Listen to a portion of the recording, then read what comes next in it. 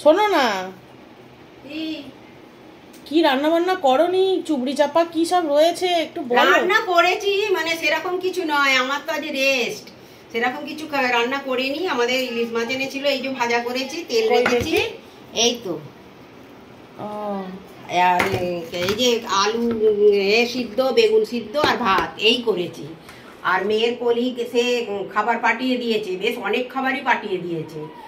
তোরা সব এই মধ্যে আছে নাকি? হ্যাঁ, সবাই খাবে। এই যে ওদের ওই রান্না পুজো, তাই তো? এই ভাত, ওখানেও ভাত আছে।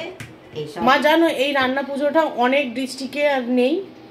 নেই তো, অনেকের আবার আমাদের হাওড়া জেলার মধ্যেও অনেকের আছে, অনেকের নেই। যেমন আমাদের নেই, মামাদের নেই, তাই আমাদের কোথাও যাওয়া হয় না। আর তোকে যিনি দিয়েছেন, তিনি দিয়েছেন বলে তাই মামনসার ভাত দুটো খাওয়া হবে তোদের, আমিও একটু খাবো। ঠিক আছে, চলো বেড়ে ফেলো খাবার।